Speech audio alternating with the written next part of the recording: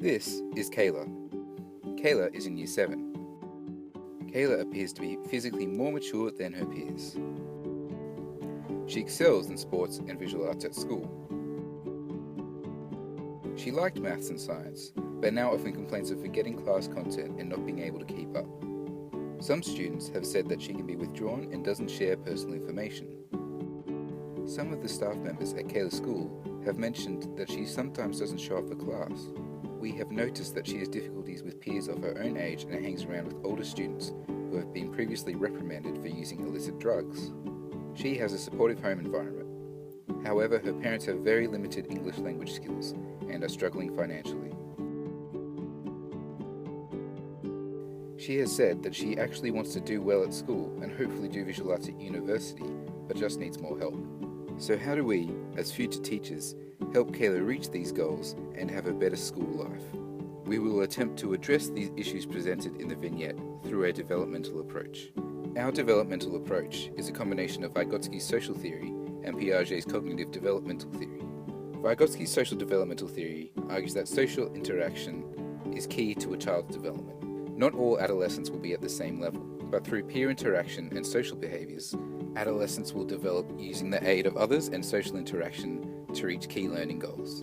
Piaget, on the other hand, believes that children have different cognitive levels and that they step up to these new levels throughout their lifetime until adolescence, where they reach their final stage. Piaget also argues that students will not be able to undertake certain tasks until they are psychologically mature enough to do so. One of the issues that we have identified within the vignette is Kayla's early physical development and how that is creating additional problems as well as exacerbating the other issues that she is going through. Kayla's early physical or pubertal development is leading to her becoming vulnerable to emotional and behavioural problems, as well as potentially causing body dysphoria, which can lead to eating disorders and depression. Due to Kayla's early physical development, she is leading into the risk-taking paradox much earlier than all of her other Year 7 peers. While this is happening, her development over her peers is also pushing her to associate with people that look like her and people that she physically identifies with, which is why she's hanging out with the older, more delinquent students. It's easy to pinpoint her early physical development as the catalyst for most of the other problems that she is facing due to the emotional and mental pressure that being different and ostracized causes her. One of the strategies that we can use to help Kayla come to terms with her physical development is a social club. This is like a sports club or an arts club that runs after school or during lunch periods, and it can be a teacher-led, relaxed environment where people of the same interests can hang out and talk about it and involve themselves in their passion. Court Butler and Hargwin conducted a research article that documents the growth of adolescent self-esteem in relation to their involvement in extracurricular clubs and found a positive improvement in self-esteem earlier than in students who weren't involved with a club. So joining a club early on, according to the research, resulted in an immediate benefit to Kayla's self-esteem and well-being if she was just to join an arts club, and even more so if she also joined a sports club, because the research shows that there's an even greater improvement in self-esteem in students who have a mixed portfolio of extracurricular activities. A social club will give her a sense of belonging to a group of her own peers that she needs, distancing her from the older students that she's been hanging out with, de-ostracizing her from her own peer group and letting her fit in with the other students of her year group. It will help her to learn valuable skills that she can continue to use into the future, as well as a chance for leadership opportunities to further establish her sense of self and her self-esteem. If she joins an extracurricular social club, she won't have as much time to hang out with the other, more dangerous students that she started hanging out with. And this means that it will work to separate her from the negative influence of the older students and hopefully replace it with the better influence in the teacher and the other students. Kayla has to want to join the club for this strategy to work. If she refuses to join the club or regularly attend, the social club won't be able to help her with any of the aforementioned problems. She has to be accepted as part of the club, and if she's not accepted and still ostracized in a school setting where she feels comfortable, like the sports department or visual arts, this will only lead to worse behavior. The supervising teacher would have to be constantly around and willing to help her if she gets frustrated or upset in order to stop her from bringing outside social problems into the group or causing drama within the group. The teacher really has to be at the top of their game in order to make sure the club runs as smoothly as possible. A cognitive development issue indicated in the vignette is that Kayla, who used to enjoy maths and science, is now forgetting class content and is unable to keep up. This can be explained through both the limbic system development and the use it or lose it principle. Kayla's socio-emotional network has developed, however her frontal lobes, which help her to make rational decisions, haven't yet caught up. Cell pruning and myelination occur during adolescence, and if the cell connections aren't being used, they will get pruned.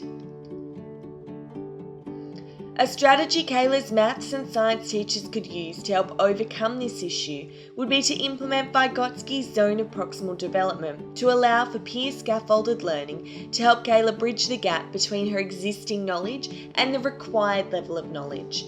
They could implement a lot of paired activities and ensure that Kayla is paired up with a more knowledgeable other. According to Bell and Pape, 2012, shifting the dialogical interaction in the classroom from one where the teacher holds all the power to one where the students have some agency in their own learning increases opportunities for learning. It can also help to provide students further opportunities to engage in hypothesizing and rationalizing, which can help a concrete operational learner to reach a level of formal operational thought. This strategy is non-confrontational, and if everyone is being paired up, Kayla won't feel targeted. Scaffolded learning has been proven to be effective in bridging learning gaps and will allow Kayla to learn from someone who is closer to her level and perhaps more easily understood than a teacher. Kayla might also be more open to learning from a peer rather than an authoritative teacher figure.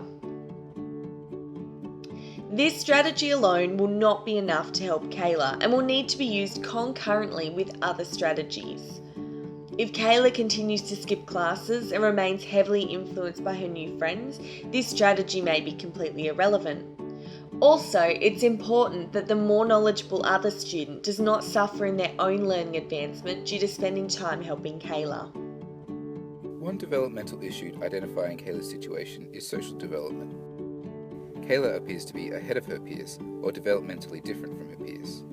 Kayla has been socialising with peers that are beyond her age and with young people that may have been participating in illegal drug use.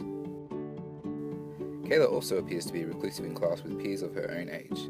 Outside of school, she lives with her parents that are from a language background other than English, and appear to be supportive of Kayla. However, they are struggling financially, which may have an impact on Kayla's ability to keep up with her peers in social areas.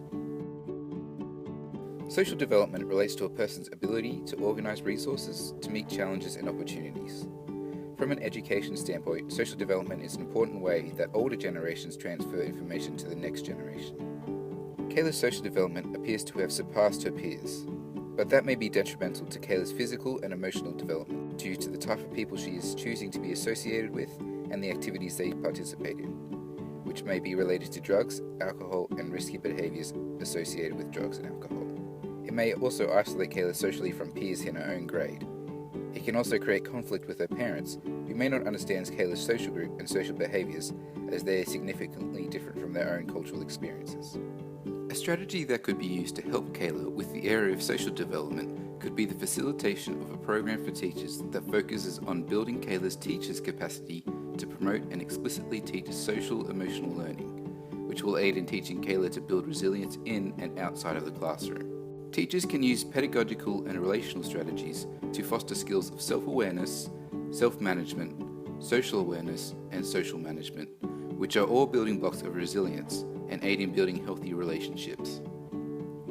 Positive teacher-student relationships enhance students' academic and social development. Research shows that positive teacher-student relationships will link to increased cognitive, behavioural, and emotional engagement in learning, and that negative teacher-student relationships will link to poorer student engagement and achievement. Interpersonal behaviour has a powerful effect on student learning and on their social well-being and resilience. Students that participate in rigorously designed and well-taught social-emotional learning programs show improved academic outcomes, demonstrate more positive social behaviour, and are less likely to engage in risky and disruptive behaviour, including risk-taking with alcohol and other drugs. An advantage of this strategy is that teachers and teaching professionals are well placed to notice children and young people with additional academic, social, or well-being needs, and to instigate school-based efforts to provide targeted support. Students who receive quality evidence-based social and emotional skills programs delivered within a positive school environment tend to be more resilient. They feel more connected to school and to learning, have improved academic achievement, and are less likely to exhibit problem behaviour. A disadvantage of this strategy involves Kayla's self-discipline and ability to maintain her attendance at the school programs, as it is her responsibility to continue to attend these programs inside of school hours.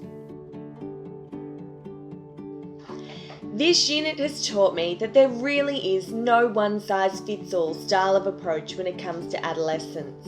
Their behaviours, their learning styles, and their physical abilities are all completely different combinations, and teachers really need to take this into account when planning lessons or even during interaction with students. Piaget's cognitive development theory indicates that students may be at different levels of cognitive development, and teachers need to cater for this within their lessons. Lawrence Steinberg explored the difference between hot and cold cognitive states, and his research demonstrates the necessity for teachers to consider the influence of peers when interacting with students. A goal for most teachers is to create a positive learning environment for their students, and understanding the biological, psychological, and social factors which influence student behaviour is crucial to determining how best to approach individual students. During this unit, I have learnt that adolescent development is critical to an adolescent's learning abilities. Not all students are at the same developmental stage, and whilst teaching these students, we as teachers need to apply a number of different strategies to different learning styles. Students are also in a period of extreme development, including physical, cognitive, and social areas. Teachers should be open to students' different development and how they present those developments in the classroom. Teachers should not dismiss outbursts from students as misbehaviour, but as a result of these developments and is out of their control. I have learned that not all strategies and approaches are suitable for all students because of the differing rate of cognitive development for each student. All students go down the same path of puberty and development, but not all of them at the same time or all at the same rate. And this concept is really important to remember when creating lesson plans and workloads. Steinberg's idea of hot and cold cognitive states is another really important theory that is needed when creating a classroom learning environment, as it's important that school remain a cold cognitive state, not a hot cognitive state. On a more personal note, I learned not to undercut or undervalue the relationships that adolescents have with their peers and their teachers, and that just how important these relationships are to an adolescent student. This understanding of adolescent development will shape each and every lesson I plan. One example could be taking into consideration Vygotsky's zone of proximal development. In a history class, we might break into two groups to engage in a debate over whether women should have been given the right to vote, and one member of each group could be a more knowledgeable other with a generally sound understanding of the unit. These students can be asked to work as a sort of team leader to help facilitate the discussion within each group. If this activity was part of an entire unit of work, I would structure it so that the tasks start off highly scaffolded and mostly teacher-led.